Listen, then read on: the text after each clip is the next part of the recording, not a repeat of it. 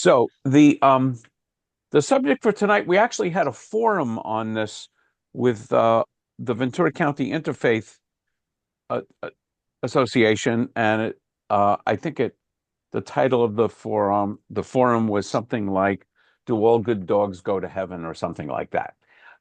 And it was actually myself, a Muslim, and a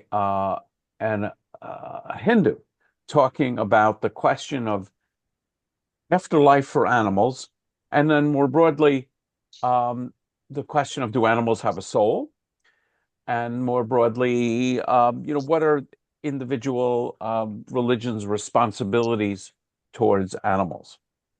So before we dive into Jewish tradition on that, and somebody mentioned that we may have covered this subject years ago. I don't remember, but I'm pretty sure we've never read the articles that I distributed. So I'm just curious as to what you think. Um, um, there's a whole question of what in the world is a soul. Um, I don't, I actually don't think the Bible, probably something I should have referenced. I don't think the Bible speaks of souls per se. Um, the Bible does use the term nephesh in Hebrew, and the term nephesh in rabbinic use and certainly in Kabbalistic use refers to a soul. But if my memory is correct, the term nephesh simply means a living being in biblical Hebrew.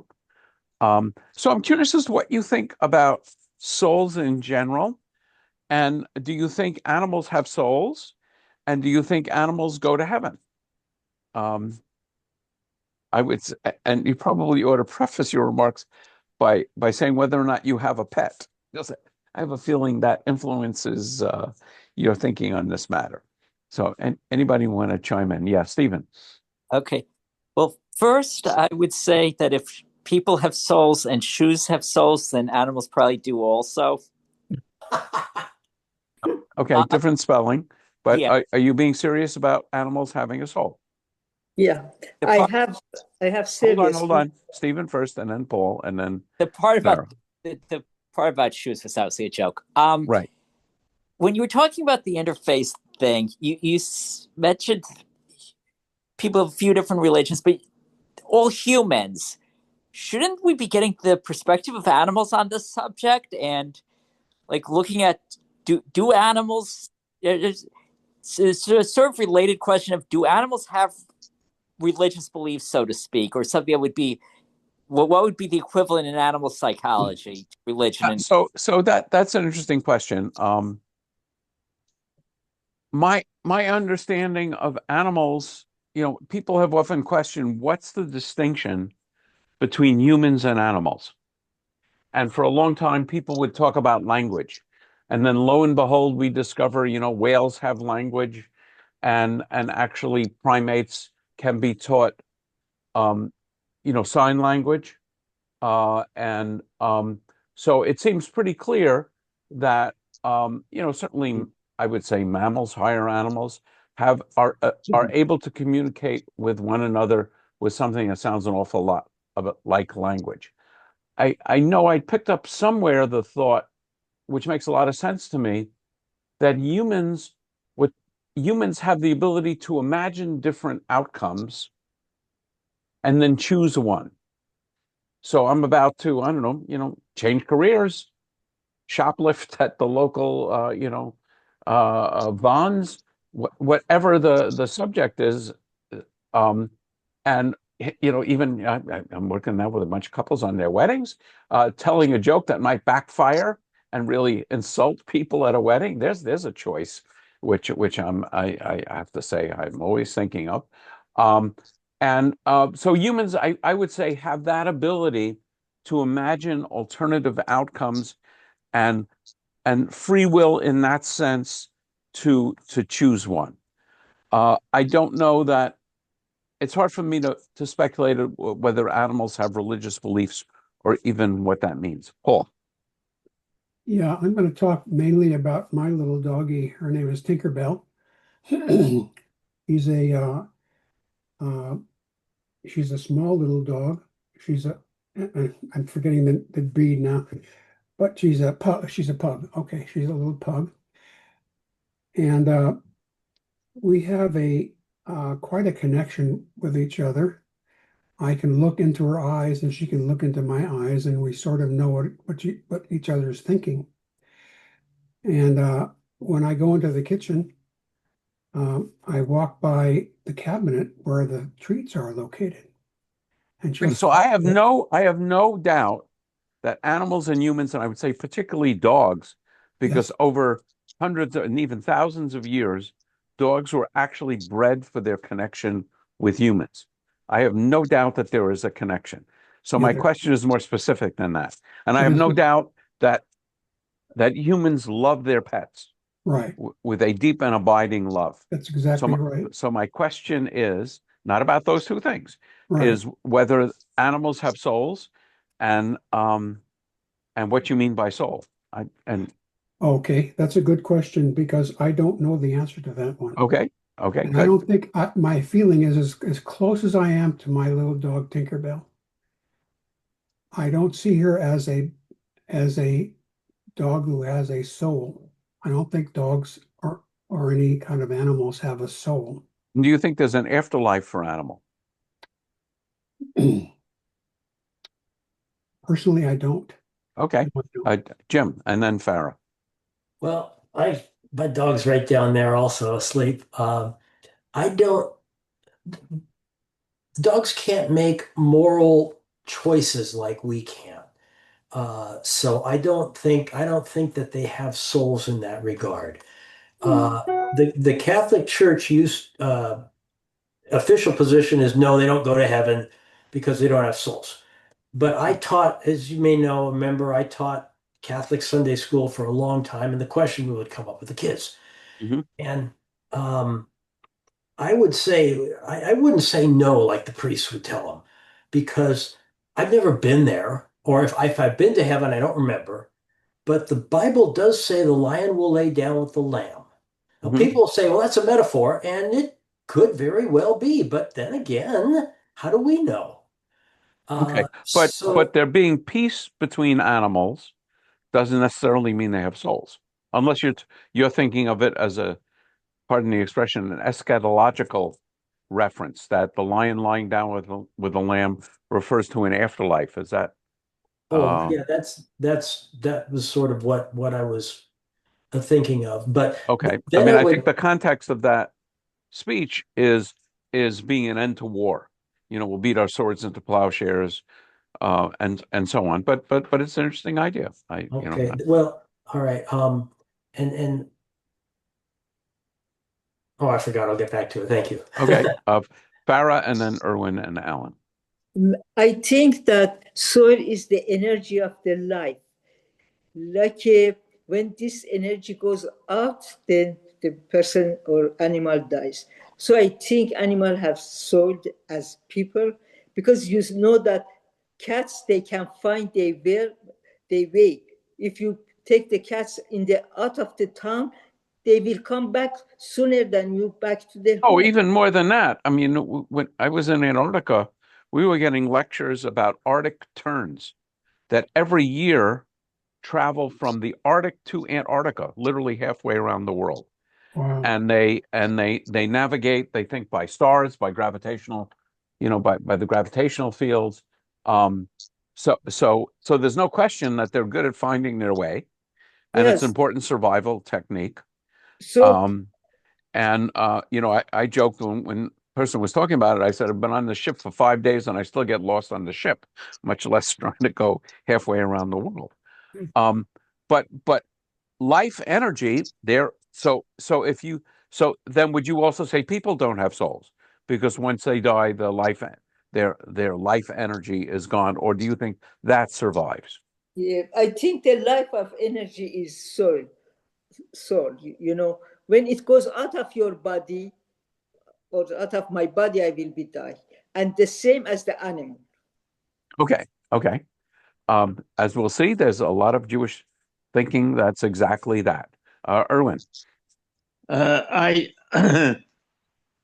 I have a wonderful dog, and we had dogs all through our life since I live here in the United States, and I know that maybe dogs don't have a soul, but definitely have a feeling because and also I know that uh,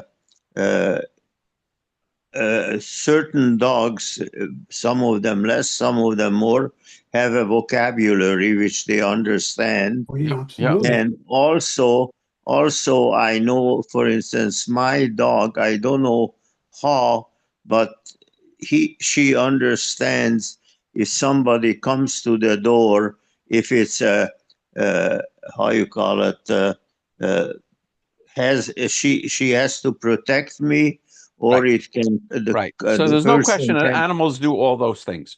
And That's also I believe that it's a story from Chabad that when we do not finish our job here on earth, what God gave us, we come back like an animal. And I think personally, I feel that my wife, God bless her, comes back as a butterfly. okay. And we'll actually see some of that thinking in the article that we're going to read. Alan. Before I make my point is that Erwin, your comment is a modification of my understanding of a Kabbalah principle that your soul does come back. I never heard of it coming back as an animal, but it comes back Yes, we're in. going to see that. We're going to see it, and So my point, since Chabad and I Kabbalistic thinking. okay, back to my original reason I raised my hand. So I have dogs and I like dogs. I don't have one at the moment. I'm going to slightly respond to this topic by saying that having dogs and the role that dogs play in our community, our society, our relationships, whether they're herding sheep or whether they're comforting sick people, is in more evidence that there is a God.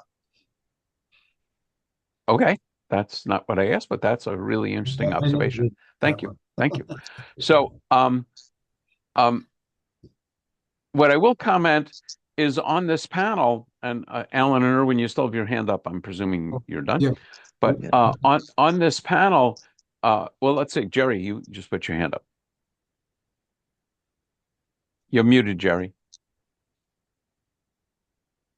Um, I'm very caught between yes and no.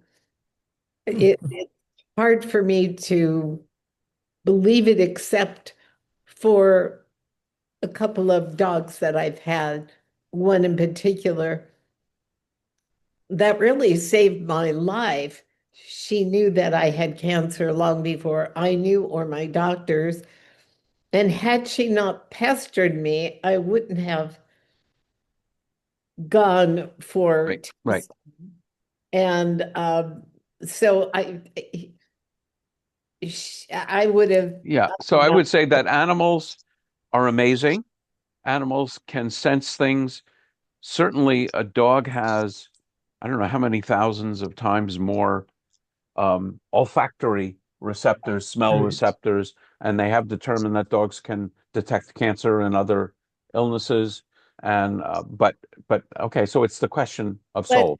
but she went further by, and one time I had an anaphylactic reaction to a medication, and she kept barking at me till I Mhm. got up and I went to the hospital. Jeff had taken me. He couldn't believe it, Yep. Okay, so and I don't dispute that. So, Um, but you have to have a soul to, I would think, to want to save another human being or a human being or okay. just. So it's a little off the subject, but you know, the story of how dogs in particular get domesticated is you have wolves, right? Dogs are basically descendant from wolves. And so some wolves are friendlier than other wolves, and some wolves are less friendlier than other wolves. And the ones that are friendlier and are more attached and comfortable around people would come into the camp and come around the campfire and get fed scraps of meat and so on, and they would mate with each other. So there's just a sort of a natural selection where these particular wolves who become dogs are breeding, and one of the main characteristics that they're breeding is an attachment to humans. And there's some really interesting psychology and perception that among dogs, I saw this documentary that they are unusually connected to humans in the way that most other animals are not. I've also heard a lot, particularly from my wife, about horses also having an unusually powerful connection to people. And of course, the opposite is cats. But cats could care less. But we have two cats, and so what I want to report before we jump into this articles of one is from my Jewish learning called Afterlife for Animals, is what really surprised me coming out of the panel. I mean, we'll see what the Jewish teaching is on it in a moment. What surprised me was the Muslim teaching, and I think the Hindu teaching sort of agreed with it. And particularly the Muslim teaching from this particular imam said, if paradise is your being with things you love and appreciate, and you love and appreciate your pets, then of course your pets are going to be with you in paradise. It was almost like a non-question for the imam, and I thought that was great. And of course, I immediately thought of my wife with all the pets she's had over her life, whether there would be any room for me in her particular branch of paradise among all these pets, because I know I have to fight for attention, just with the two cats. So anyway, I thought that was, and I got the same sense, probably not as specific from the Hindu, and we're going to dive into Jewish teaching. So before we do, I'll give Jim one more crack, and then we'll read the article. Just based on what you said, I heard somebody once say, if you think you need your pet in heaven, maybe you're not ready for heaven yet. I have no idea what that means, actually. Yeah, what's that? So if being with God is not enough for you, if you need an animal to make you happy, then maybe your spirituality has not matured enough to the point where you're ready for heaven. Oh, that's really interesting. That would never occur to me. But anyway, that's a statement about me. Okay, so let's jump into this article. I will put it up on the screen. And there it is. And there are some references to other texts, including Ecclesiastes, which we're studying on Monday night. I'm gonna ask. I know Joanne is always willing to read. Is there anyone else who would like to take a crack at reading? And we'll give Joanne a little break. And then there's nobody else. Jerry, if you're talking, you're muted. We can read. Can you just enlarge it a little bit No. more? The answer is no. I mean, you need to either have a bigger screen or, I circulated the article. But yeah, I mean, I can probably enlarge it just a hair, but I think the next step up is going to knock it. Yeah, it knocks it off my screen. Oh, it's Whoops. on my screen. Okay. Well, everybody. So, Yeah. Rabbi Ken will read. Sorry? Ken can read. Nobody has Okay. Yeah, go ahead. Nobody has a monkey to read it? Nobody? Sorry? Nobody has a chimp or a monkey can read it? No, we don't have that. I have no idea what you're talking about. Well, we were talking about animals, and animals, some of them can talk, so maybe they could read. And since nobody else Good luck wanted with that. Okay. Of all of the awkward theological questions that can be provoked by real-life crises, few are as poignant as the need to determine the afterlife destiny of a beloved family pet. Sometimes the most convenient solutions to the predicament is a facile assurance that Fido is now enjoying a blissful existence in doggy paradise. Oh, yeah. Facile assurance, a easy assurance. If you say Fido's in heaven, who's going to argue with you? Maybe your priest or rabbi. And actually, I don't think this article even comes up with it, but there's really interesting question about is it okay to say Kaddish for a pet? Kaddish is a typical prayer for someone who has been deceased. Is it okay to have a funeral for a pet? So there's all kinds of interesting, you know, actually specific theo actions and ceremonies that could give rabbis heartburn. I will say that it's true. Can you Um, say Kaddish for non-Jewish humans? I would say for people, if you are a Jew by choice and you have a non-Jewish parent, um, I would say in the reform movement, it is certainly permissible, not necessarily obligatory. And one of the questions, and there's actually some very interesting response on this, and the issue actually has to do with, would it be uncomfortable at a funeral or so on? But certainly at home observing a yort site, if it's comforting for you, I think the rabbis have ruled you can say Kaddish for a non-Jew. Okay, so let's I think, continue. yeah, So go ahead, Erwin, you were going to say something. yeah, I think I asked you this question because I have I had a long time Jewish friend, and I am sure that the wife who is living is not like your side at the time. Mhm. And I asked you that if I can light your side, and you said yes. Yes. So again, you're asking a Reform rabbi.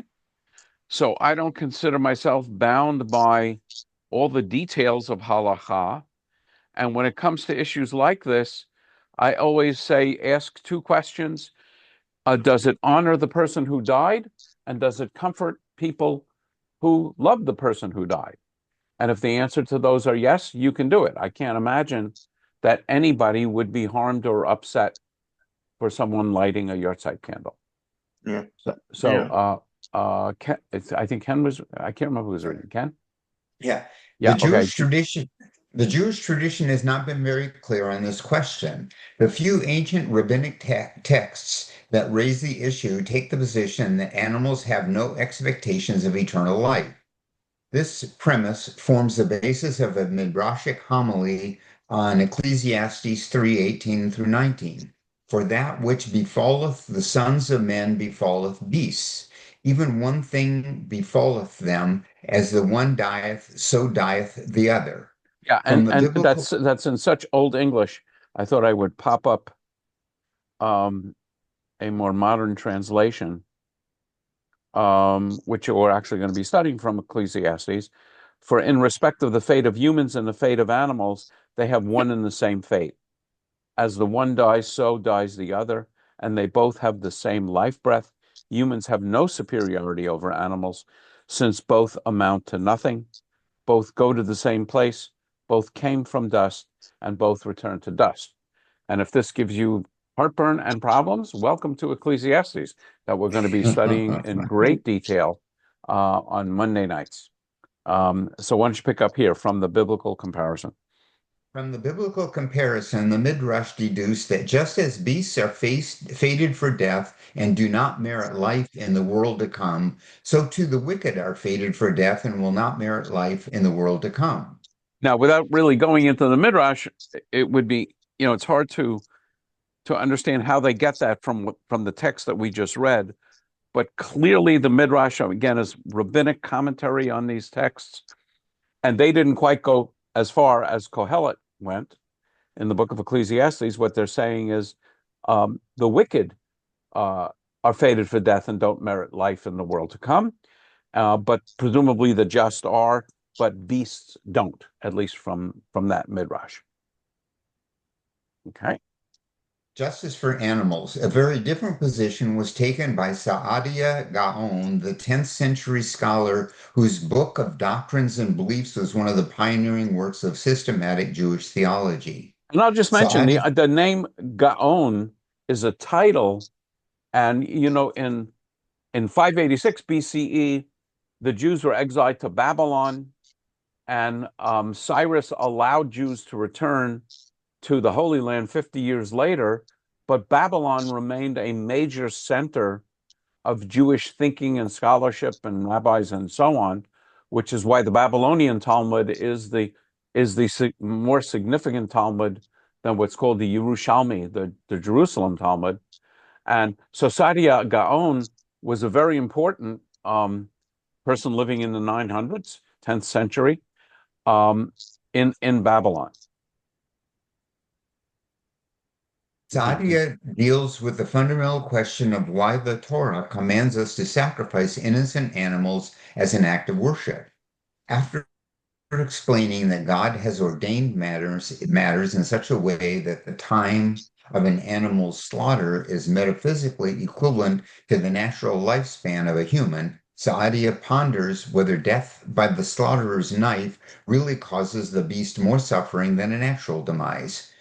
To this he replies that if that were the case, then the all-knowing and perfectly just God would certainly reward the beast for the suffering that was inflicted upon it. It's actually a very interesting question, and it actually came up last night. I was speaking at an interfaith group, and this actual question came up: is why does the Torah require sacrifice, an animal sacrifice? And as Saadia is commenting on this, presumably these animals are innocent; they haven't done anything wrong, but the biblical Judaism says the way you relate to God is not by prayer, not necessarily by acts of justice and kindness, but really by sacrificing animals. So he is raising the question, and then interestingly answers it, I think, almost using circular reasoning to say that since God is all knowing and perfectly just, then of course the beast doesn't suffer, which I think circumvents the actual question. Let's see what Maimonides says about it. This view was discussed by Maimonides in his Guide of the Perplexed, though he did not mention it or attribute it to Saadia. Instead, he ascribed it to the Mutazila, one of the important theological schools of Islam, a school that did in fact exert a powerful influence upon Saadia Gaon. And I'll just comment that Maimonides is living in Egypt for a good deal of his life. He was actually a court physician to the leader of Egypt, and he's heavily and then I think he also lives in Spain, and he's heavily influenced by Muslim thinking, and in fact really develops a detailed theology of Judaism in this book, Guide for the Perplexed, in a way because Muslims were doing the same thing. By and large, Jews and rabbis weren't really interested in these kinds of questions, but with the influence of Islam, you have the rise of Jewish philosophy. So let's see about Maimonides rejecting this idea. Maimonides rejects the idea. Initially, Maimonides characterized the Mutazila position as disgraceful and poked fun at the notion of dead fleas, lice, or mice enjoying the rewards in the next world. Later on, he conceded that the Mutazila were motivated by a legitimate concern that no injustice or wrongdoing be ascribed to the Almighty. Nevertheless, the prospect of doggy paradise was not a valid option for Maimonides. His concept of the afterlife was a profoundly intellectual one, in which eternal life was the exclusive privilege of those who were capable of contemplating eternal truths. He accepted Aristotle's thesis that humans, by virtue of their intelligent minds, were subject to individual divine providence. Dumb animals, on the other hand, benefit only from a general providence that guides the survival of entire species. And those of us who have studied Maimonides recognize that he very much is a proponent of Aristotle's thinking, and the highest form of humanity is that of the philosopher and the intellectual contemplating things. Erwin. Yeah, I just want to say that the previous paragraph, I think the Israelites developed a special method when they were sacrificing animals, that they killed them as fast as possible so they don't suffer. And that's true to this day. And we're going to see more written about this. But the question is, how do we know the animals don't suffer? Yeah, I guess they don't complain, right? But we don't actually know, and that's the question that Sadia and others are raising. But clearly, there is a focus on not causing pain to animals. That's actually a Jewish tradition, and even in sacrifice, both for sacrifice at the temple, in Jerusalem, but also just kosher slaughter. There are Yeah, particular, systems for slaughtering animals that are intended to minimize pain and suffering in the animals. And then the interesting question there is if we can come up with more pain-free slaughtering of animals um, than the traditional kosher slaughtering, would the more pain-free slaughtering be kosher? And I think in the Orthodox world, it's not, because the techniques are actually specified. But that's a whole other interesting yeah. issue about kosher. Okay, let's read a little bit about mystical approaches. So we're going to get into Chabad and Hasidic teachings. Mystical approaches, a very different perspective on the issue, was introduced by the Kabbalah and especially by the rise of the Hasidic movement in Eastern Europe. One of the most bitter struggles waged by the Hasidim against the Jewish establishment had to do with the mechanics and administration of ritual slaughter. Not only did they appoint their own Shochetim. shechotim, The Hebrew word shochetim, for butcher or slaughter is shochet. Schachter. yeah, shochetim, but they also insisted on the use of specially sharpened knives. On one level, the Hasidic position was motivated by their suspicion that the communal authorities, who had come to rely on the taxes paid to the slaughterers as an important source of revenue, would not be stringent enough about disqualifying meat that was halakhically unfit. So what they mean by The that is if you had a slaughterer and he didn't have an appropriately sharpened knife and was ruled by a rabbinic authority to have not used the correct way of slaughtering the animal, that the meat from that animal would not be kosher, and the tax collectors wouldn't be able to collect the taxes from the sale of the meat from that animal. Just, trying to explain what's being talked about here. Wow. So there's another issue which I think is much more interesting. There was, however, However, an additional dimension to the controversy, one that derived from their distinctive beliefs about the destiny of the soul. Like many adherents of the Kabbalah, the Hasidim believed in the doctrine of Gilgul, the transmigration of souls. According to this belief, those persons who are not quite ready to be admitted to paradise are sent back into the world until they succeed in repairing their spiritual state. The souls of sinners have to rise through the stages of inanimate objects, plants, and animals before being allowed to resume their human status. Kosher animals, such as cattle and sheep, are the penultimate stage in the scale of spiritual ascent, such that the slightest flaw in the slaughter can prevent the soul from achieving its final restoration. okay, so this is worth a few words of discussion. I have a class that's on my website, what happens after I die? And there's a wonderful book behind me called Does the Soul Survive? And so Judaism has a lot to say about what happens after we die. And there are different teachings and they don't all agree with one another. So the Bible says almost nothing. I think we've talked about this a lot. There's almost no reference to what happens to a person when they die. There are some biblical references of going down to Sheol. The word Sheol always, it reminds me of the Hebrew word Sheolah, which means question. So I think Sheol is a place where we question. We really don't know what it is. There's a very interesting story about the ghost of King Saul.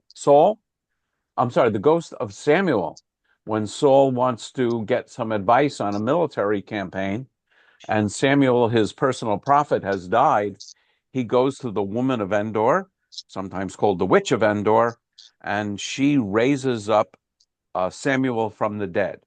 And he's not happy about being raised up, and he's wearing clothing, and he doesn't look so good. That's almost the only real reference in the Hebrew Bible to something about the afterlife. A distinctive teaching of the rabbis is the idea of physical resurrection in the day of the coming of the Messiah, which of course is also a very fundamental idea in Christianity.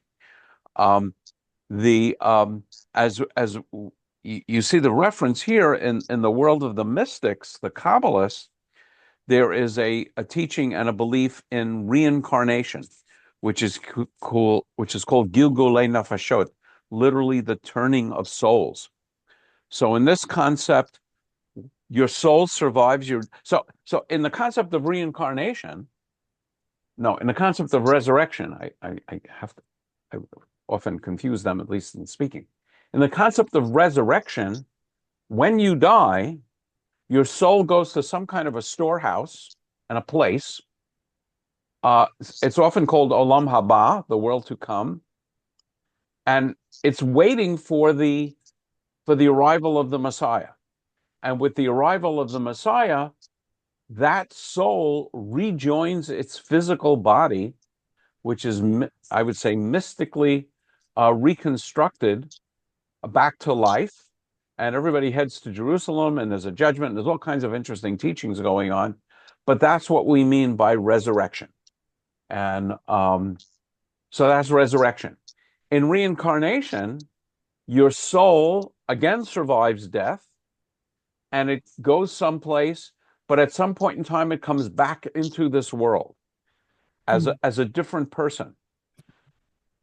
The details are all over the map, and at least this article speaks to the idea, which I think is a very significant idea in Kabbalah, is depending on how you've lived your life, you may come back as an animal or other. I think they even said maybe even inanimate objects, plants and animals, and so on.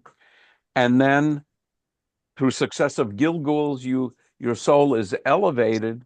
And here's an idea which I must admit I never came across until these articles, and that is kosher animals have a higher level of soul than non-kosher animals. I don't know what that says about your doggies and your kitties, because they are definitely not kosher. And so, well, we'll see how that influences the thinking. And so the idea here at the very end is that since this soul, so you have a cow that's about to be slaughtered, it has a higher level soul than a non-kosher animal, and you don't want to mistreat the animal in the slaughter, because that soul is a soul that's on the verge of becoming a human soul. At least that's what the article is saying. Erwin, and then Alan. I apologize of my ignorance of the Catholic religion, but I think the first time ever people witnessed resurrection when Jesus was resurrected. Is that correct? So that is a central teaching of Christianity. There are other people who are brought back to life in the Hebrew Bible. So you have, supposedly he raises. In the Christian New Testament, Lazarus is brought back to life. In a Christian Testament, Lazarus before Jesus, and you have Elijah and Elisha both bring back someone from the dead. I don't think that that's actually called resurrection, but clearly the resurrection of Jesus is a fundamental teaching of Christianity, and I've heard it said by many people who I trust or scholars of Christianity, is that if that didn't happen, Christianity completely falls apart. And I don't even pretend to understand why that's true, but certainly that is a central element of Christianity, and the victory over death. And I believe Christianity also says in the second coming, everyone will come back to life. But I think there's 50,000 different branches of Christianity, and I think they all have slightly different teachings on that. Yeah, but my question was, Rabbi, you mentioned all the other people who were resurrected, but I think people witnessed how Jesus was resurrected, Well, there no? are witnesses to him dying and being buried in a tomb, and then people see him after they find the tomb empty. So if you accept the New Testament as authoritative and scripture and No, he didn't actually historically witness him accurate, resurrecting. then you're It's in not that boat, and I afterwards that suspect he you're resurrected. Christian. Ken, you haven't muted yourself. Sorry.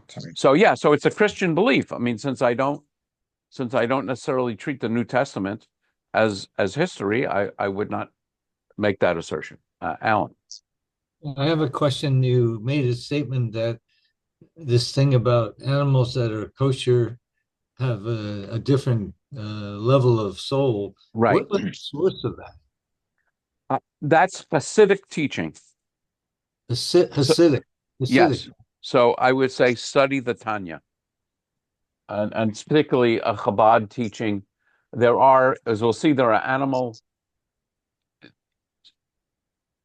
Let's read the article and then I will comment on it. And if I don't comment on it, Okay. please All right. remind me. I just want to make sure it wasn't the creativity of the author of the article. There's Oh, more. no. Yes, that's It felt yeah, like that to me. yeah. That is a very important question. Okay, thank So you. let's, Ken, why don't you continue building on this By building theological? on this theological premise, Hasidic ideology was able to offer a compelling new reason to be exceedingly scrupulous about the procedures for slaughtering. That poor cow whose neck is stretched out under the knife might well house the soul of a repentant sinner whose last chance for eternal serenity depends on the performance of the slaughter according to the strictest standards of Jewish religious law. This idea was promoted with a special vigor by students of Rabbi Israel Baal Shem Tov, such as the Maggid Rabbi Dov Of Ber Bear, of Mesrich. Metzrich. For this reason, manuals for the use of professional slaughterers would include calls to repentance and special prayers in which the slaughterers expressed the hope that they were spiritually worthy of the awesome metaphysical responsibility that they bore.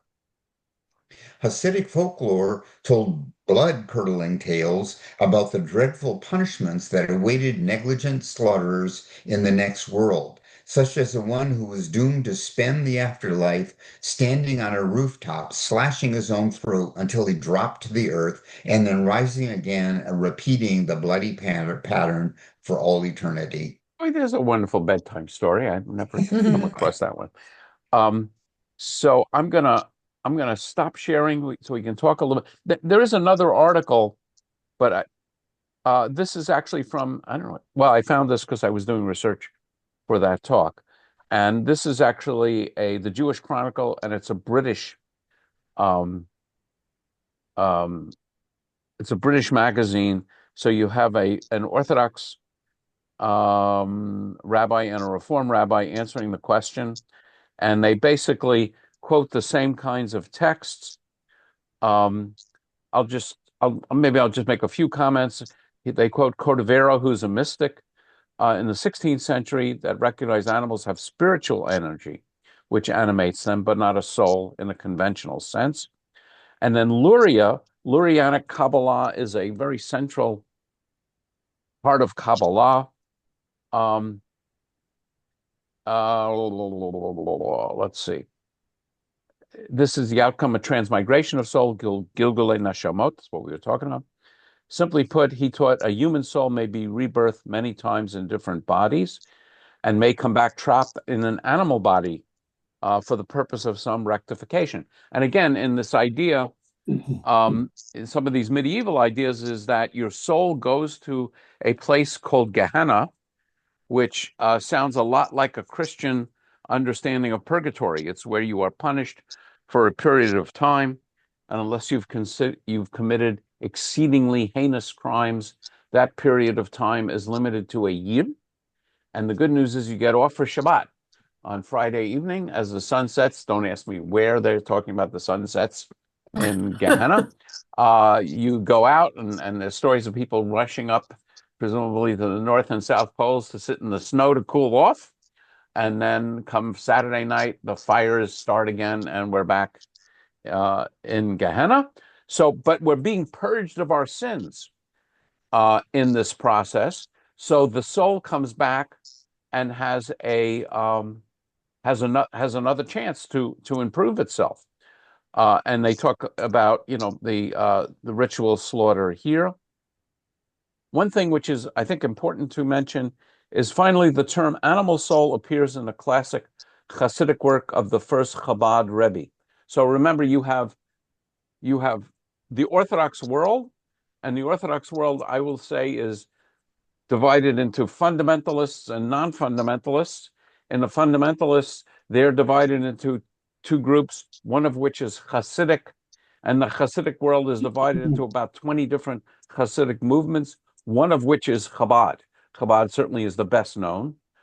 But the term animal soul appears in the classic Hasidic work of the first Chabad Rebbe, and the work they're talking about is the Tanya.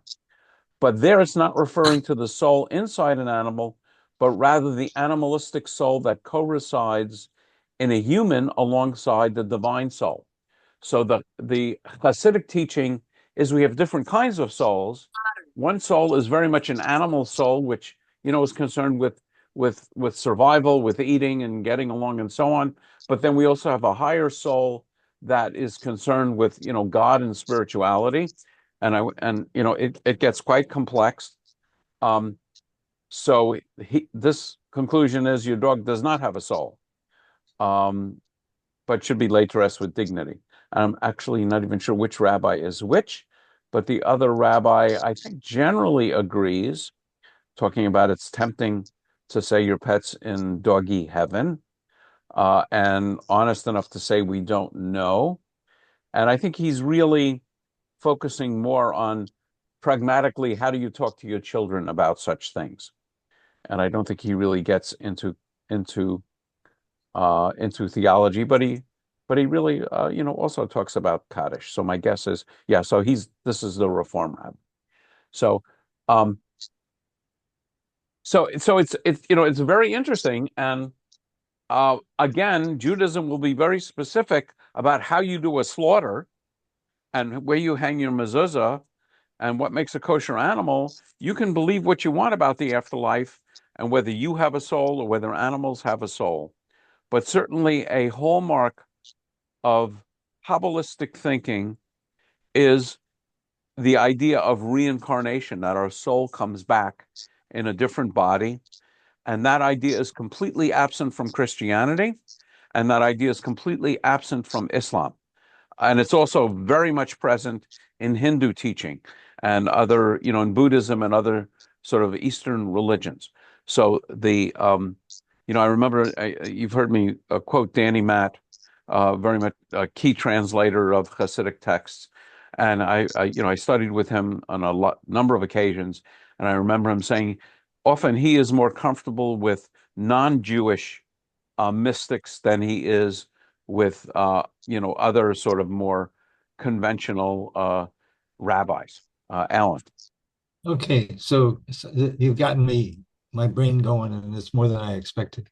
So the idea of a soul doesn't just relate to mammals, right? Animals, not we're talking about animals, but I'm starting. Okay, so what I would say is the idea of the soul is there any part of a life that survives the physical death of the being?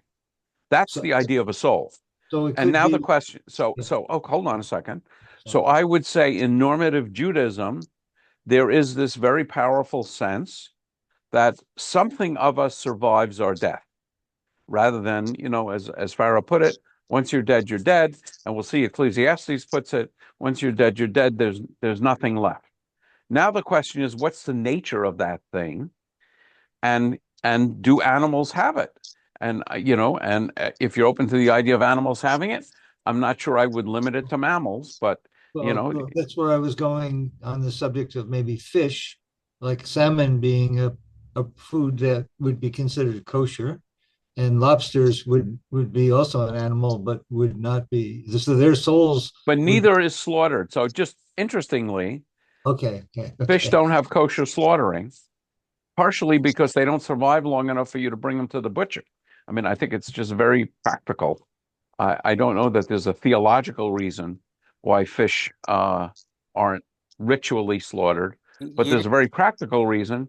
You go fishing, you haul them in the net, you put them in a pail, and by the time you reach the butcher, they're dead. you don't So, mean butcher. You mean the slaughterer. The butcher is the one who like cuts it up into little pieces well, when afterwards. I say butcher, I mean the shochet. Talking about Yes. traditional Judaism, the slaughterer. Yes. Yeah. In modern terminology, the animal already arrives at the butcher's office or store already dead. So I mean the slaughterer. Yes, thank you. Rabbi, Yes. even if we slaughter the animal in according to the halakha, but why then the shachter and the people who help around start yelling kapor, kapor, and making that movement above their head, which That's a Yom Kippur ritual that occurs just before Yom Kippur, and you spin the a chicken around your head, and supposedly you're placing your sins on that. I've never heard what you're describing.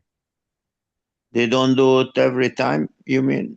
I believe it or not, I've never watched a kosher slaughterer do No, me his work. neither, but So, I but heard I've never heard that. You may be right. I've never heard that. But Kippur comes from Kippur, the idea of putting your sins onto an animal. And we have the scapegoat in yeah, priestly yeah. tradition.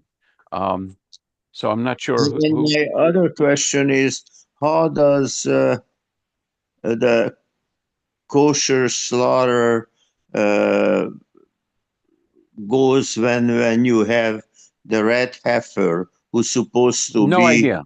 No idea. No idea. No all idea. right, If you okay. come up with a red heifer, call a scholar and don't call me.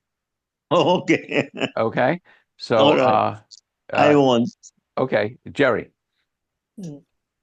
Actually, in growing up in New York, fish were kept alive, and the fishmonger would keep it in water so that it would remain as fresh as possible. Yeah, so that's a freshness thing. It wasn't to be slaughtered in a kosher way. Well, but I don't think there was. I mean, they were all Jewish, and there was, a kosher and Yeah. on the So to put it succinctly, in the Bible, there are kosher animals and non-kosher animals, and there's no mention of kosher slaughtering. In the Talmud, they're going to come up with rules about what you have to do. So you have a chicken, which is kosher, is in a list of kosher animals. Now, what's the difference between a kosher chicken from Empire and a non-kosher chicken from Costco?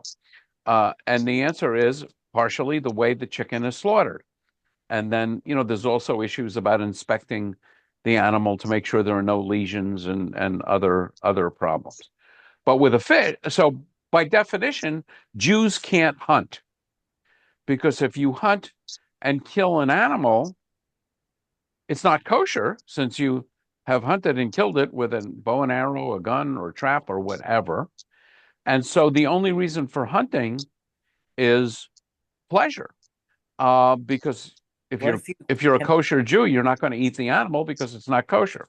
if you But you're allowed to fish if you because the fish you catch, even though it's dead, would still be kosher. Now we're talking about Talmudic rules. if you trap it alive, uninjured, and bring It's it to damaged. smoke it, It's damaged. The foot would be damaged, and you've inflicted needless pain. There's a lot of things that you've done that are outside the bounds of Jewish law. Lois. Yes, I was sort of more where Alan was when he asked about whether it's only mammals, because I'm trying to figure out like what is the say you take the position that dogs have a soul. I wouldn't Well, take that what position. about other kinds of animals? And Yeah. where does it end? Yes. And Yes. what's the meaning of having a soul? What you're talking about now is it's okay to maybe to eat an animal or slaughter an animal if you do it in a certain way, but it doesn't relate to whether or not it has a soul. So, So I start sitting like, where's the end of this? Do plants have souls? And what's the meaning of it so to have and then a soul? yeah, so I would emphasize the second part of your question. What difference does it make in how we live our life if you conclude that your cactus has a soul, or if you conclude that your cactus doesn't have a soul? So, and I can't think of a single thing that's different. What this article at least made me aware of is the significance of humane slaughtering of kosher animals because of the idea that that animal might actually have a soul that is about to become human. And, maybe your brother-in-law, to be blunt, who, wasn't a nice guy, so went to Gehenna and came back as a goat. And now we're slaughtering the goat, and we want to do it as kindly as possible. So at least in the Hasidic world, they came up with this idea that um, these ideas about whether animals have a soul would affect the way you slaughter animals. So that's at least something. And then there's other ideas about souls.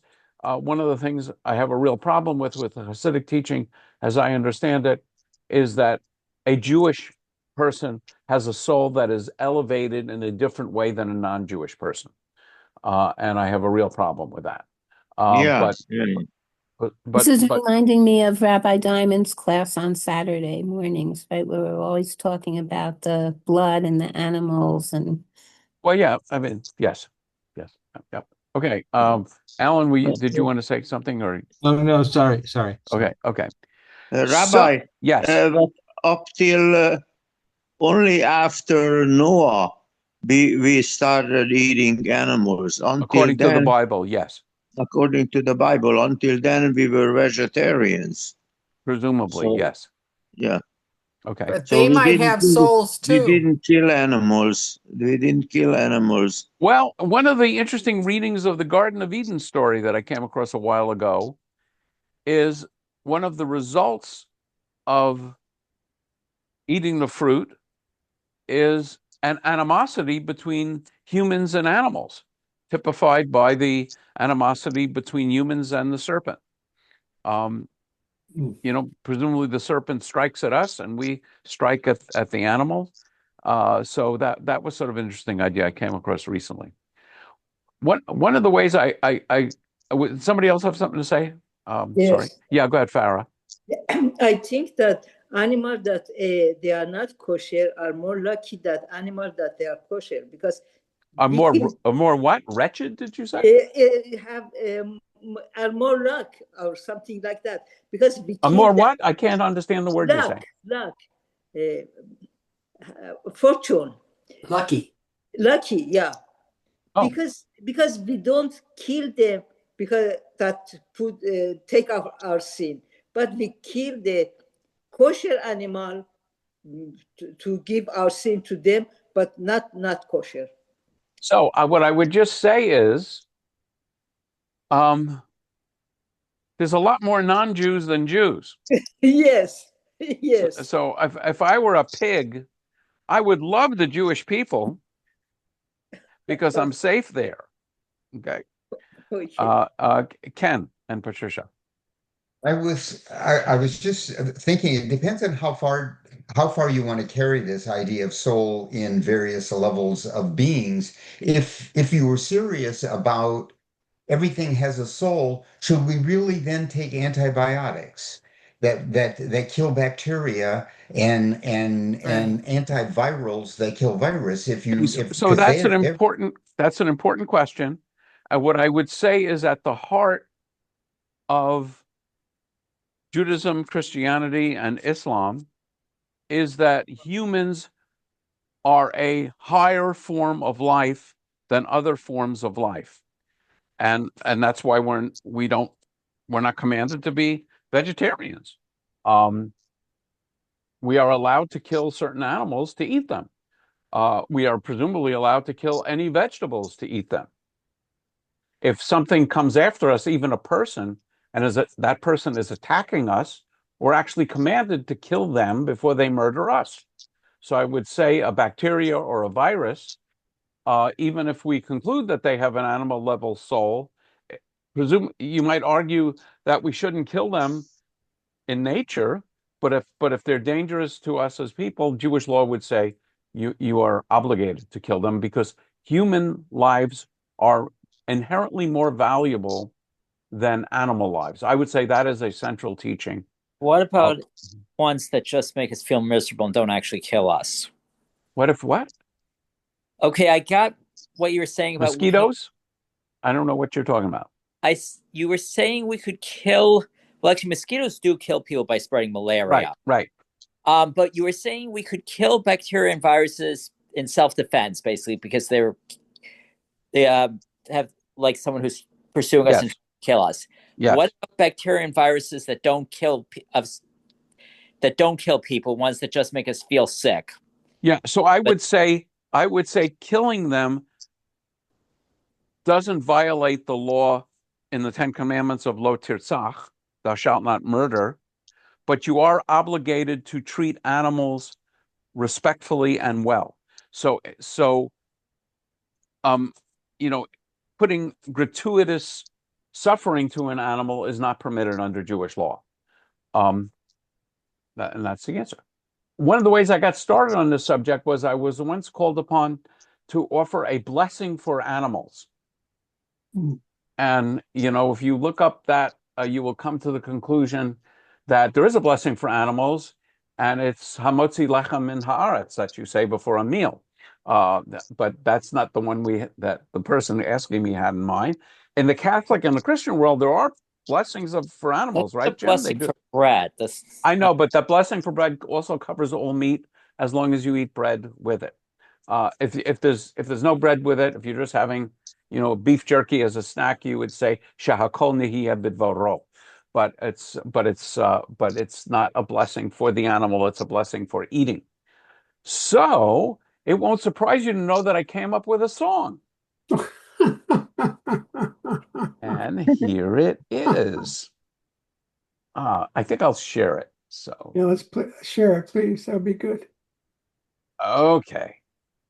So here is my song to the tune of Doggy in the Window. Oh, How no. do you bless a doggy that is Jewish, or a cat with a waggly tail?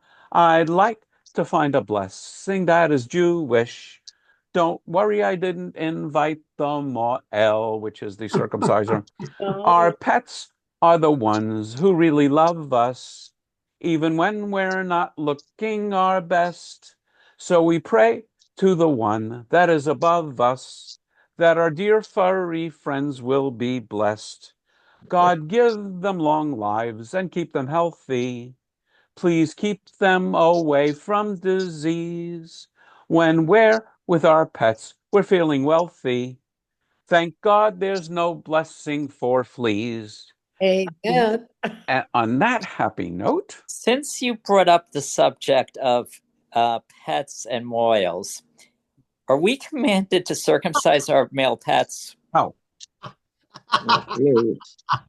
This is how we know they don't have a soul.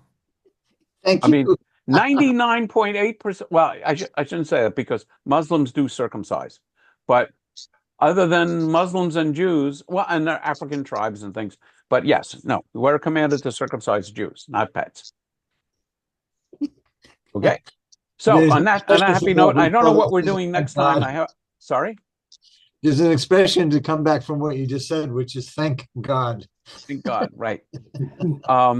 So I don't know what we're doing next time, and I may not even get I actually have another meeting I need to go to right now. But I wish you a good week and a good Shabbat, and I'll see you when I see you. Thank you, Rabbi. Okay. Take care. Thank you. Thank Thank you. you. Thank Stay you. well. Good night. Good Good night. night. Thank you.